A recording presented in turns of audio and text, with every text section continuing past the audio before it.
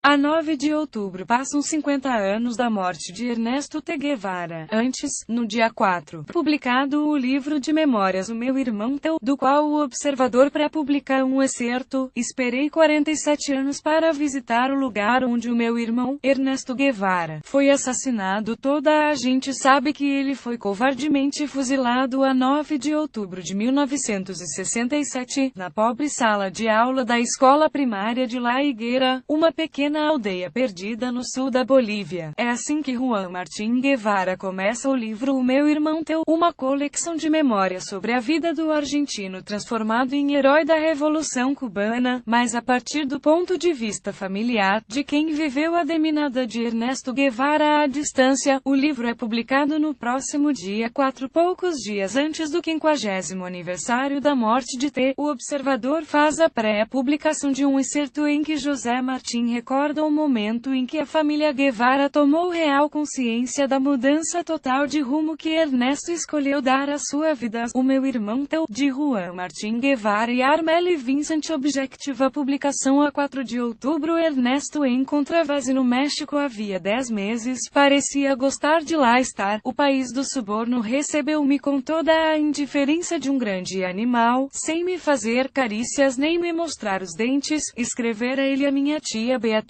Ao chegar ao país de Pantovila, mantinha um contato regular com Ulises Petit de Murat, um poeta e cenarista amigo íntimo do meu pai, o que permitia aos meus pais receberem, por vezes, notícias indiretas. As cartas de Ernesto denunciavam um mal-estar. Ele parecia dividido entre dois impulsos contraditórios: tomar parte num combate ou prosseguir as suas viagens errantes. Em outubro de 1954, em resposta a uma nova súplica dos meus pais para que regressasse à Argentina e retomasse a sua carreira de médico, ele escreveu a minha mãe, que tratava carinhosamente por minha mãe, minha mãezinha. No fundo e à superfície, sou um incorrigível vagabundo e não tenho qualquer desejo de trocar esta carreira por uma disciplina sedentária. Tenho uma fé inabalável no triunfo final daquilo em que acredito, apesar de não saber se serei um Hector ou um mero espectador interessado na ação. As notas de azedume que alguns de vocês parecem ter detectado nas minhas cartas advêm, sem dúvida, desta situação. A verdade é que a minha deambulação vai sempre ao encontro de tudo e eu não me decido a pôr-lhe fim. Já o disse, Ernesto tinha uma capacidade de autocrítica exemplar, era capaz de analisar os seus mínimos defeitos, fraquezas e atos com uma lucidez impressionante, em busca de um escape para os seus ideais. Estava impaciente por descobri-lo e por enfrentar os imperialistas, os exploradores e os torturadores do mundo inteiro. Este conflito interior colocava-lhe, ao que tudo indicava, um problema moral, como o confirmou esta carta enviada à sua amiga Tita Infante em novembro de 1954. Seria hipócrita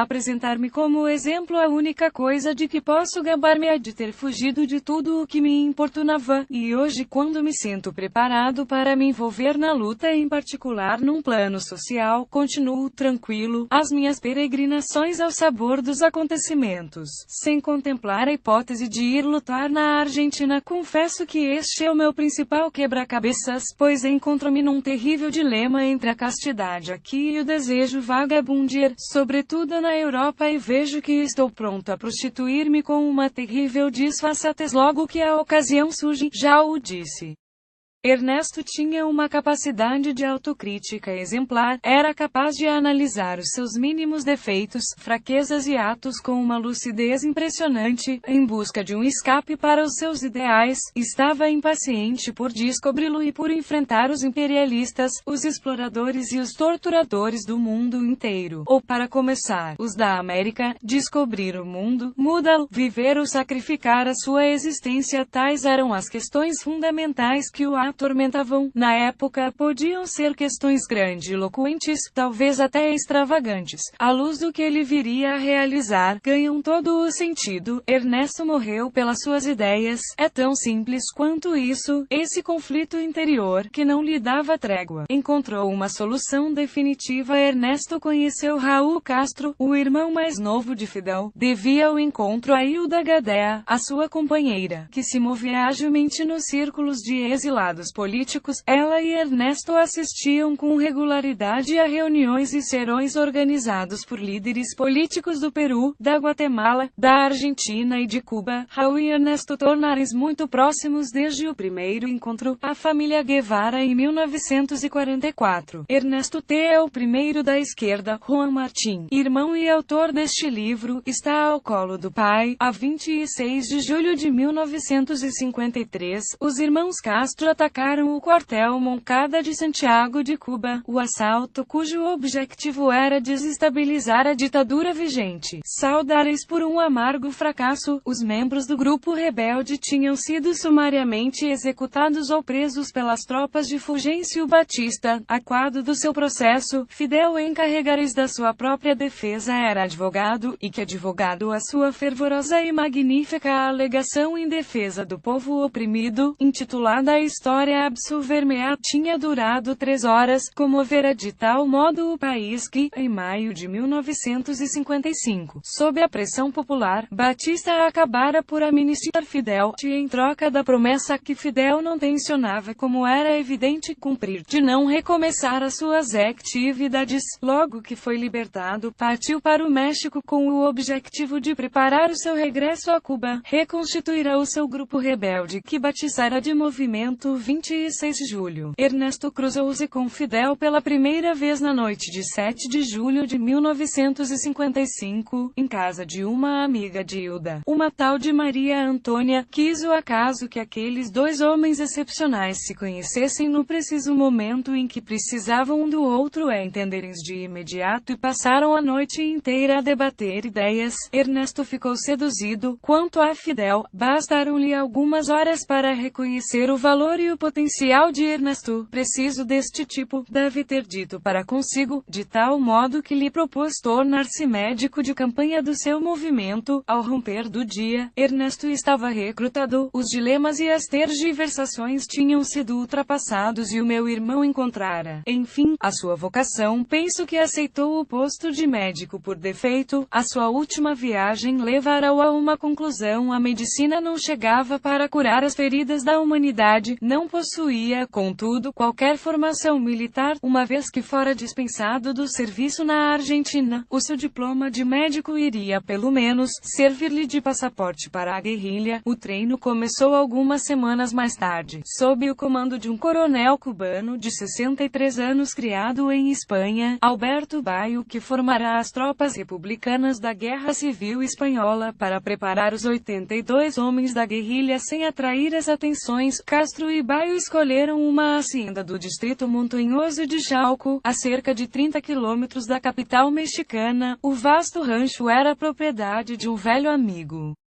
de Panto Villa. Conciliando teoria e prática, o treino durou 3 meses, findos os quais Baio declarou Ernesto como o aluno mais promissor do contingente. Estava impressionado com a sua inteligência, disciplina, determinação e coragem, com a sua vasta cultura e o seu espírito de camaradagem. Já o disse, Ernesto tinha uma capacidade de autocrítica exemplar, era capaz de analisar os seus mínimos defeitos, fraquezas e atos com uma lucidez impressionante, em busca de um escape para os seus ideais. Estava impaciente por descobri-lo e por enfrentar os imperialistas, os exploradores e os torturadores do mundo inteiro. Na montanha, Ernesto tornou-se o T, assim batizado pelos seus companheiros. Como já referi, por causa da sua mania de acrescentar T a todas as suas frases, como bom argentino, isto não o incomodava, pelo contrário, gostava que lhe lembrassem as suas raízes. T e o chamate eram os seus dois argentinismos. T tinha ainda um outro sentido, vinha de Mapuche, que significa povo da terra, e designa as tribos indígenas do sul do Chile e do sudoeste argentino. Ernesto nada nos dissera das suas novas atividades, apesar de nos escrever com regularidade. Lembrou-me, em particular, de uma carta recebida em outubro de 1955 depois de Perón ter partido para o exílio por causa da reação do meu pai. Ernesto deplorava o rumo rumo que os acontecimentos haviam tomado, não porque fosse peronista, mas porque achava que Perón tinha, pelo menos, a vantagem de se opor aos imperialistas yankees e de ser um mal menor, em comparação com os militares. Certo é que o meu pai antiperonista chegou furioso à rua Araós, agitando a carta de Ernesto no ar, mas escutem só o que ele escreveu, exclamava, o tom das suas cartas mudara, continuava a fazer uso do humor e da troça e pedia notícias de toda a gente. No entanto, embora aludisse aos seus projetos, nunca os expunha com franqueza. Dava pistas, mas não revelava nada de concreto, falava de amigos cubanos e dos seus artigos publicados numa revista médica, falava da sua casa ambulante e do facto de estar prestes a ser pai pela primeira vez, pois, em breve, nasceria a sua filha. Hilda Beatriz contava a sua subida ao segundo pico mais elevado do México, o vulcão Popocatépetl, 5.426 metros, tomei o popo de assalto. Escreveu e refere-se aos seus trabalhos científicos. O meu pai queixava-se do lado enigmático e cabalístico das suas missivas. Agora era preciso decifrar não apenas a letra, mas também o sentido das suas palavras. Só bastante mais tarde soubemos que a perigosa escalada de que ele regressara com os pés gelados e a cara a arder fora. Na verdade, um dos exercícios de treino militar impostos pelo coronel Alberto Baio, era preciso uma excelente condição física para percorrer a Sierra Maestra cubana. Ernesto Guevara, em 1951, em compensação, anunciou-nos que, tendo um dia abusado da tequila, se sentira impelido a ter um gesto de uma nobreza absurda e pedir a Hilda em casamento. Mencionou também que, daí a pouco tempo, participaria num congresso médico na Venezuela, estava prestes a ser pai e parecia levar o seu trabalho a sério, talvez fosse finalmente assentar aquela casa ambulante, de preferência na Argentina, junto dos seus. Ainda assim, os meus pais continuavam preocupados,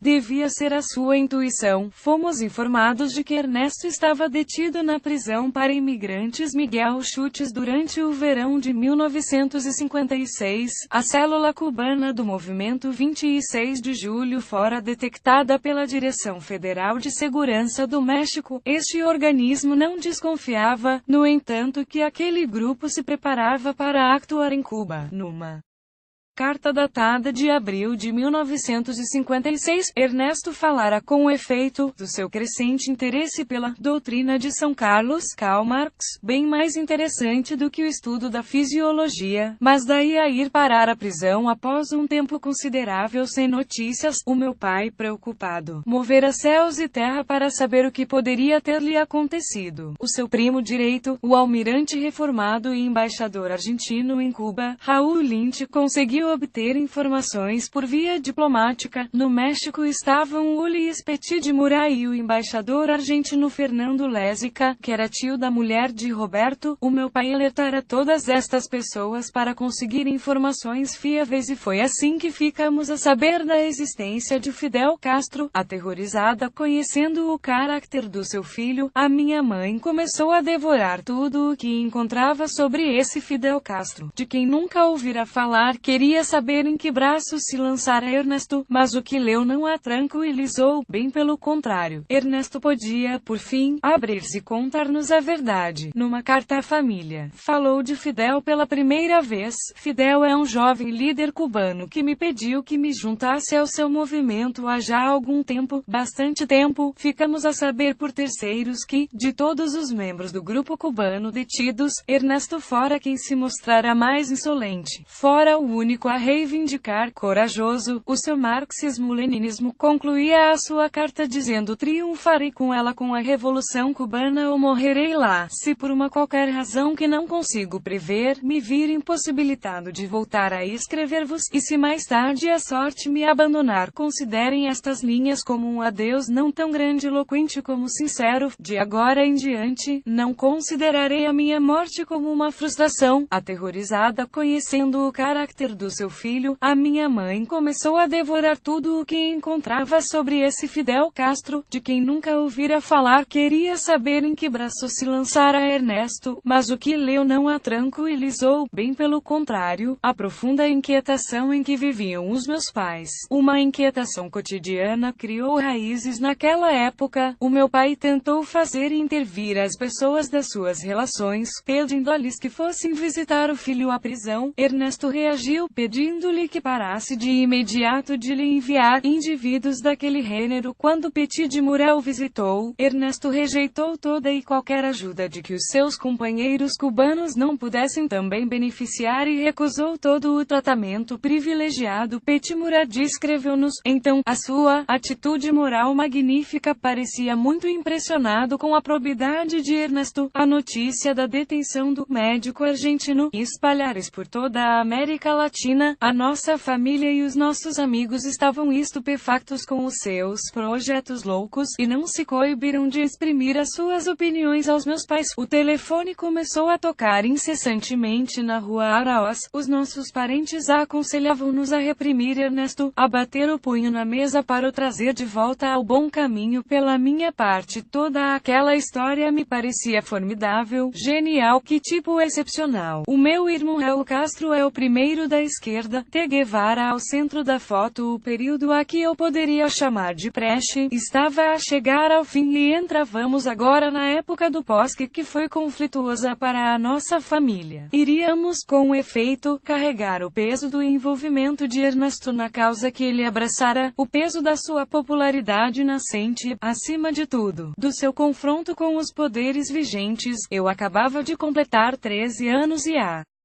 minha educação política ia já bastante avançada. Eu e a minha mãe conversávamos muito. Era uma relação que tinha muito de companheirismo, não se limitava a uma relação entre mãe e filho. Por outro lado, falava pouco de política com o meu pai, pois era raro estarmos de acordo neste domínio. As minhas referências eram a minha mãe e a minha irmã Célia, e Ernesto, claro, mas ele estava longe. Continuávamos a receber cartas suas com frequência. Ainda me recordo da primeira vez que ele assinou LT. Era uma carta destinada à minha mãe, datada de 15 de julho de 1956. Como ela estava agora convencida de que Fidel Castro voltaria a tentar uma invasão da ilha com a participação do filho, enviara a Ernesto uma carta a repreendê-lo, na qual exprimia a sua incompreensão e as suas dúvidas. Cuba não era a sua pátria. Se ele queria combater a injustiça, por que não lutava contra o nosso tirano nacional, em vez de pôr a sua vida em perigo a milhares de quilômetros de distância? A Argentina era, então, governada por Pedro Eugênio Aramburu, o general responsável pela Revolução Libertadora, por outras palavras, pelo golpe de Estado de 1955 contra Perón. Aramburu não passava de mais um ditador que perseguia os peronistas, prendendo-os ou assassinando-os, cujo sectarismo foi ao ponto de promulgar uma lei que legalizava a propaganda peronista, a evocação dos nomes de Eva e Juan Perón, bem como a posse de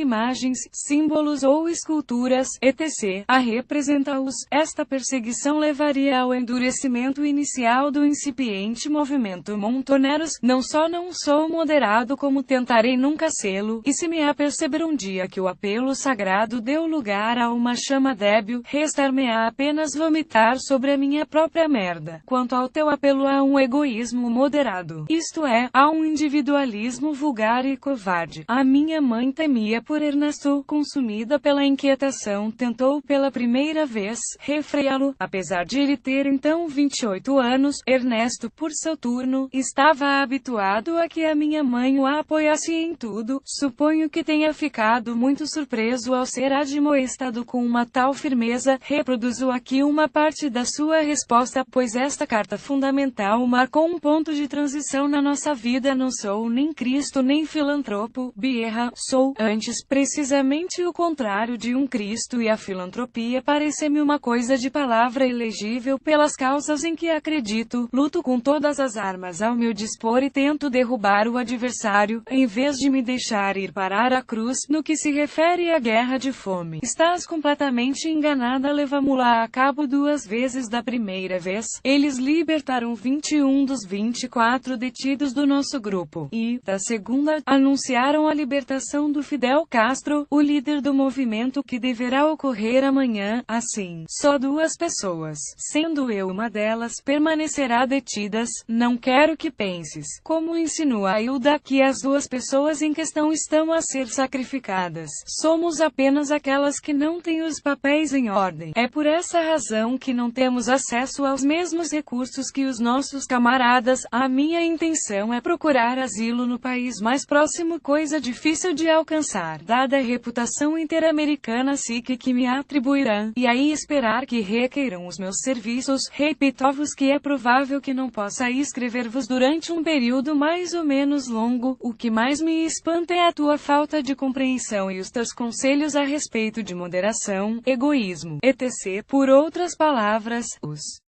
defeitos mais execráveis que um indivíduo pode ter. Não só não sou moderado, como tentarei nunca sê-lo, e se me aperceber um dia que o apelo sagrado deu lugar a uma chama débil, restar-me-á apenas vomitar sobre a minha própria merda. Quanto ao teu apelo a um egoísmo moderado, isto é, a um individualismo vulgar e covarde, e as virtudes de X amigo da família, devo dizer-te que me esforcei para o liquidar em mim. Não falo exatamente desse tipo de individualismo desconhecido e pusilânime, mas do outro, boêmio, indiferente aos outros e que se alimenta de um sentimento de autossuficiência tóxico para a consciência, e não da minha própria força. Depois destes dias passados na prisão e em treino, identificam por completo com os meus companheiros de luta. Um dos teus graves erros é acreditares que da moderação ou de um egoísmo moderado saem as grandes invenções e as obras-primas. As grandes obras precisam de paixão, e a revolução só pode ser feita com grandes doses de paixão e de audácia, qualidades geralmente presentes nos grupos humanos. Outra coisa estranha em que reparei: repetis o nome do Papá Deus. Espero que tal não signifique que voltaste à gaiola da tua juventude. Quero ainda dizer-te que a série de SOS que lançaram não serviu rigorosamente de nada. O Petit de Murat ficou com medo. O Lese Caísque-vos e deu um sermão a Hilda contra a minha vontade a respeito das obrigações do asilo político. O Raul Lynch portou-se bem à distância, e o Padilha Nerva disse que se tratam de ministérios diferentes. Queriam todos ajudar-me sob a condição de que eu renegasse os meus ideais. Não acredito que prefiras um filho vivo e perverso a um filho morto num lugar qualquer, mas que fez aquilo que considerava ser o seu dever. De resto, é certo que depois de me tornar defensor dos oprimidos em Cuba, partirei para outro lugar, e não é menos certo que estaria lixado se me visse fechado num consultório ou numa clínica de doenças alérgicas. Dito isto, parece-me que essa dor, uma dor de mãe que parece estar a afetar-te na velhice e que exige que o teu filho continue vivo, merece respeito e que tenho a obrigação, e a vontade sincera, de a ver por aquilo que ela é. Adoraria ver-te, não apenas para te consolar, mas também para me consolar a mim mesmo das minhas inconfessáveis e episódicas nostalgias. Bierra, mando-te um abraço e prometo-te a minha presença, se não houver nada em contrário. Teu filho, o T. Fidel ao centro, T à direita. Esta carta que deciframos em família convenceu os meus pais de que não havia nada a fazer a não ser apoiar as decisões do meu irmão. Sabíamos como ele era determinado. Ernesto ia seguir aquele Fidel Castro que, de resto, a minha mãe começava a admirar. Lera as suas alegações, uma pérola de lirismo que denunciava a tirania de Fulgêncio Batista e descrevia, ao pormenor, a miséria do povo cubano. Era difícil contra-argumentar quanto a Ernesto. Falava em vir visitar-nos e agarramo-nos a essa ideia. Na realidade, ele nunca regressou a Buenos Aires, excepto em agosto de 1961 para uma visita relâmpago de apenas algumas horas. Após uma estada em Punta del Oeste, a família inteira, tia Beatriz incluída, foi, dessa vez, ao seu encontro à estância balnear uruguaiana. Foi a última vez que o vimos. Na altura, em 1961, Ernesto era ministro da indústria do governo cubano e não tínhamos razões para pensar que ele iria combater longe de Cuba. Uma outra carta dirigida a minha